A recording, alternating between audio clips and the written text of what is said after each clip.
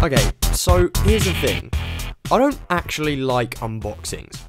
I know I've done them in the past, and I feel like, done in the right way, they can actually be a really great watch. But too much time is focused on the box, rather than the product.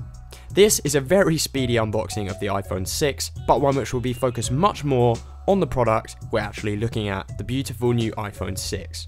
Glossing over Apple's most minimalist packaging that they've ever done, here's a breakdown of every single item that you're going to get inside of the box of an iPhone 6. No surprises, so we're going to swiftly move on. Next we come to personally my favourite part of a new Apple product unboxing, taking the shrink wrap off. It really is kind of a strangely satisfying feeling to get the phone out, truly out, for the first time. Taking a quick look at the phone, and this really is a gorgeous device. This is most likely the most premiumly built phone I've actually ever held in my hand properly, and that's actually mainly facilitated by this gorgeous rounded aluminium edge design. First boot is also a pretty cool experience, so turning on the iPhone 6 for the first time, you're going to be presented with that world famous Apple logo, and then taken to an activation screen. Whack a nano SIM into the slot on your side and you'll be good to go.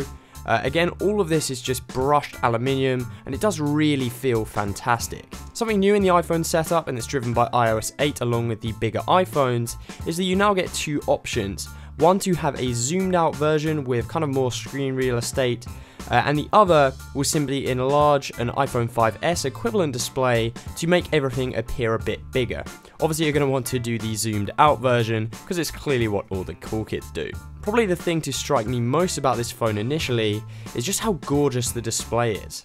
A panel of 1704 by 1960, it just has incredible saturation and really great amounts of detail. Apple is calling this Retina HD, and interestingly, it actually seems much closer to the glass. The actual display panel seems closer to the glass than it does on other smartphones. It's actually almost kind of like a laminated display. The iPhone 6, as opposed to the 6 Plus, is a fairly modest size increase compared to the iPhone 5S.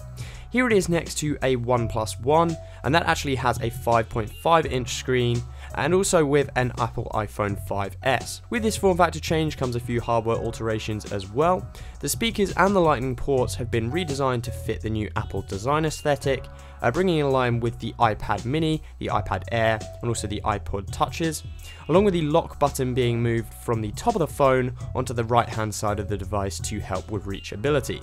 In fact, so far the only thing I'm not sold on is just the ridiculous placement of the camera. We have this kind of protruding camera, and obviously with an iPhone, this predominantly flat. This is of course a problem. You're going to be knocking it, it's just going to get annoying. There we have it guys, I just thought I'd bring you something a little more involved than a basic iPhone 6 unboxing. Of course I'm going to be bringing you more coverage of this phone, as well as of the iPhone 6 Plus hopefully, so stay tuned for that. Otherwise, I'm out.